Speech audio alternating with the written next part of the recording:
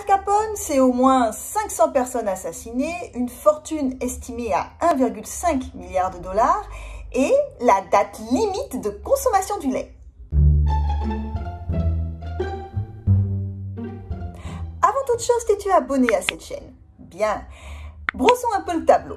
Dans les années 30, il n'y avait pas de contrôle sur le lait. Celui-ci était livré par un syndicat et sa fraîcheur dépendait largement du temps de livraison. Pendant ce temps, la prohibition touche à sa fin et Al Capone sait que bientôt, son alcool de contrebande, ça va lui rapporter des cacahuètes. Alors il se tourne naturellement vers l'industrie laitière qui se fait de très grosses marges vu que tout le monde en consomme.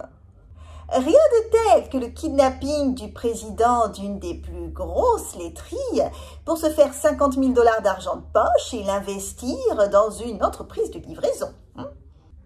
Il fait travailler des chauffeurs non syndiqués, c'est-à-dire avec des horaires dignes d'un camp de travail, ce qui naturellement lui permet de défoncer la concurrence. Et comme il aime travailler son image de Robin des Bois, il incite les laiteries à faire comme lui et à distribuer les invendus aux pauvres italo-américains, je précise. Mais voilà, sans la date limite de consommation, bonjour l'intoxication alimentaire, les curés viennent se plaindre à lui. Ah ça c'est pas bon, ça casse son image. Il propose aux industriels une offre qu'ils ne peuvent pas refuser.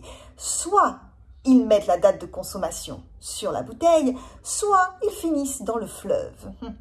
Quand il ira en prison, ces derniers iront voir le nouveau parrain et lui demanderont de mettre un terme à cette mascarade. Ils seront déboutés. Brave petit,